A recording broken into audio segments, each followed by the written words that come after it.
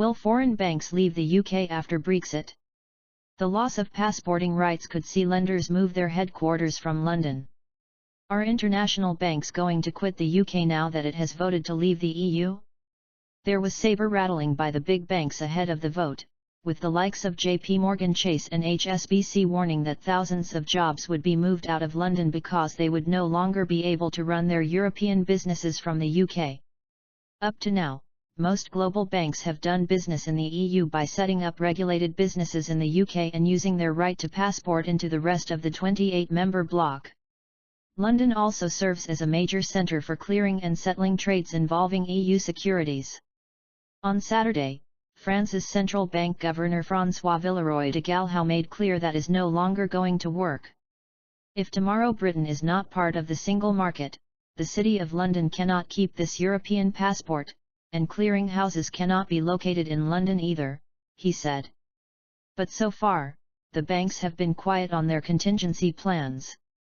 The Financial Times has heard that some banks, particularly large US ones, are already activating contingency plans and sounding out regulators on licenses required outside the UK. Executives are being prepared for an eventual move to other countries. No moves are likely to be made in haste, however. Relocating investment banking operations and people is costly and complex. And London still boasts many advantages. Language, the legal system and the talent pool have long been a boon to the city, as well as more intangible draws such as housing, schools, restaurants, and cultural delights. Many top traders will be asking themselves, do I really want to live in Frankfurt or Dublin? What could the UK do to retain the banks? The UK could opt for the so-called Norwegian option, which would mean becoming a member of the European Economic Area and gaining access to the single market without being a full member of the EU. But there are two drawbacks.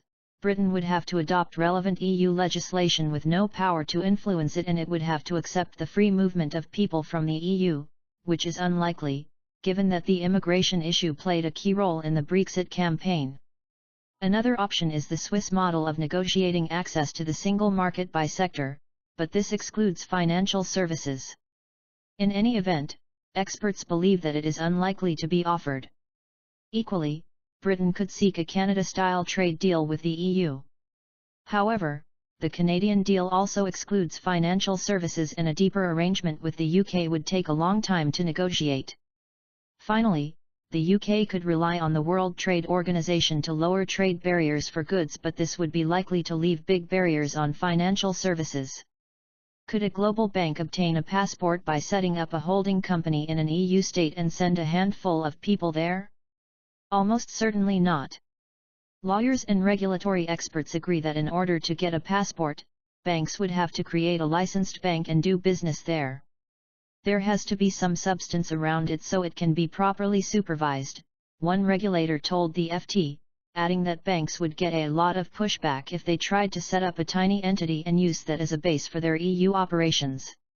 Roger Matthews, of law firm Deckert, said a licensed entity has to prove that it is actually going to carry out its business in the member state it is setting up in. The precise test for proving that an entity is real and not just a brass plate varies from country to country, but the underlying principle is that there needs to be local management, and a significant number of staff. The new entity also needs its own capital, so that it will be able to meet the demands of the EU's bank recovery rules. Ireland, Luxembourg, and Malta are likely to be more user-friendly in this regard than some of the other EU states, and the EU may itself seek to influence the approach taken by the local regulators, said Dick Fraze of Deckert.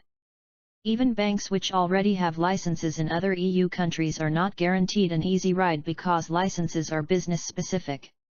Whenever a regulated entity wants to change materially its business plan, that will generally involve regulatory engagement, said Damien Carolin, a banking lawyer with Allen & Overy. You don't just have this magic box into which you can drop new bits of business into and carry on as usual.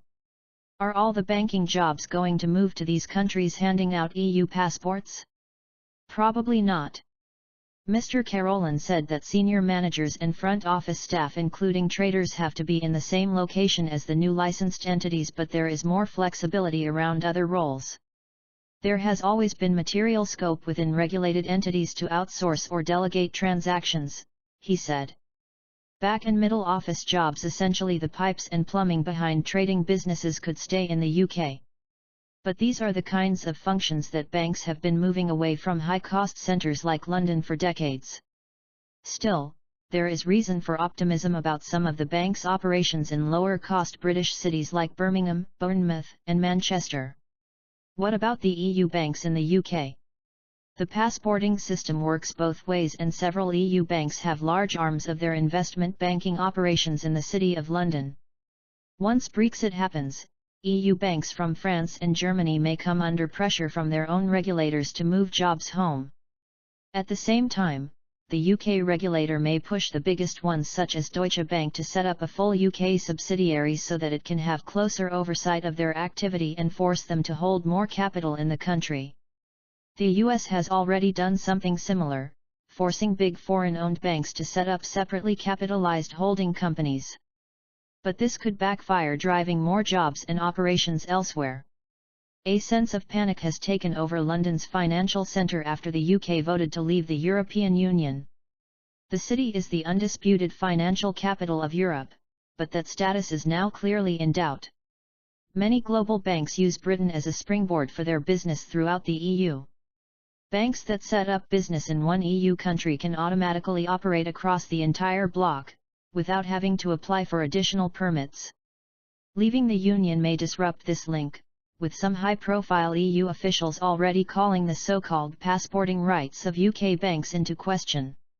There's another problem: much of the global trade in euros takes place in London, despite the UK opting out of the currency used by 19 members of the EU. The city handles transactions worth trillions of euros, currencies, shares, bonds, and other financial contracts.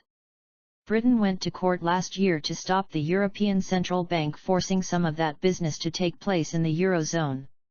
The bank and EU leaders may now try again to correct what they see as an anomaly. Related, Britain's Labour Party in turmoil. Dutch Finance Minister Jeroen Dijsselbloem, a key Euro official, said losing full access to the rest of Europe would be the price Britain would pay for Brexit. Speaking to Dutch TV station RTL on Friday, Dijsselbloem said rival financial centres like Amsterdam and Frankfurt would benefit. The governor of the Bank of France also questioned London's future as the financial capital of Europe. If tomorrow, Britain is not part of the internal market, the city cannot keep its European passport, Villeroy de Galhau told a French radio station on Saturday, using the moniker for London's financial district. He heads the French Central Bank and is a member of European Central Bank's Governing Council. Brexit hangover, 3 huge headaches facing UK. The uncertainty is already hitting the banks. Shares in financial companies like HSBC, Lloyds Bank, LYG, Standard Chartered, SCBFF, and RBSPF, were among the biggest losers as markets went into a free fall on Friday. Major US-based banks with global businesses, like JP Morgan, JPM, and Citigroup, were also hit hard by selling from investors. The UK government could try to negotiate full access to the EU for British banks. But that would almost certainly happen only if the country stays a member of the single EU market. And that would in turn require the UK to agree to the principle of free movement of people, something that those campaigning for Britain to leave the bloc firmly rejected ahead of the vote.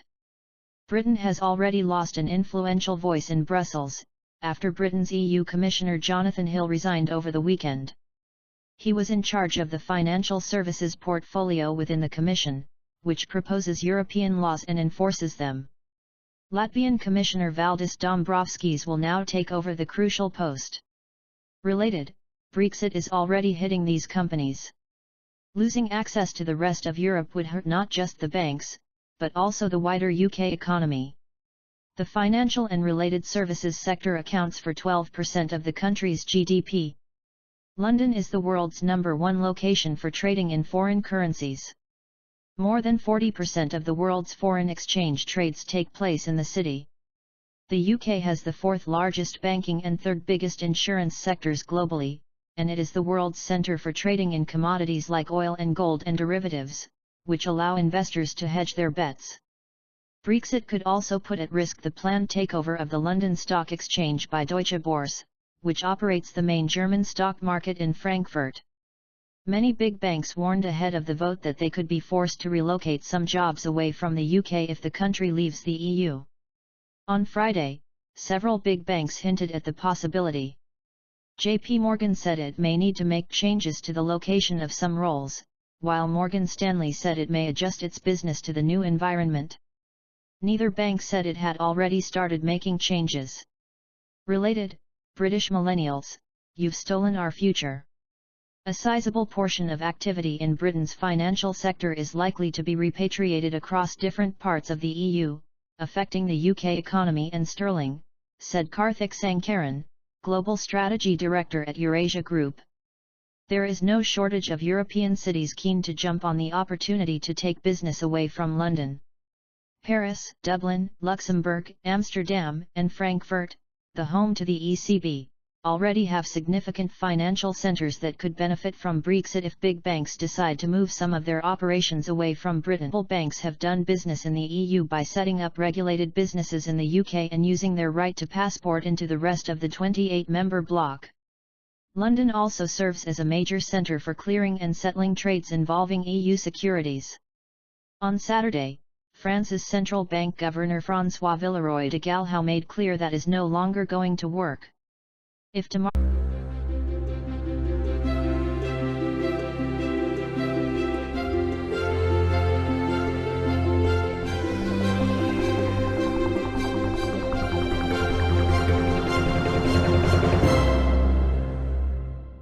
will foreign banks leave the UK after Brexit? The loss of passporting rights could see lenders move their headquarters from London.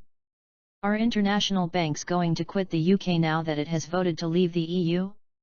There was saber-rattling by the big banks ahead of the vote, with the likes of JP Morgan Chase and HSBC warning that thousands of jobs would be moved out of London because they would no longer be able to run their European businesses from the UK.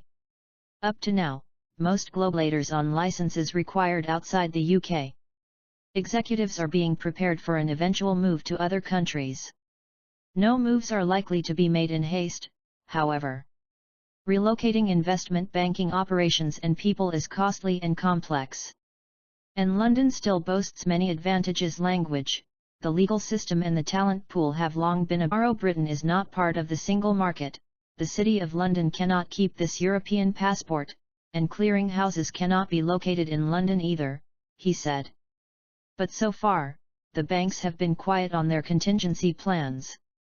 The Financial Times has heard that some banks, particularly large US ones, are already activating contingency plans and sounding out regular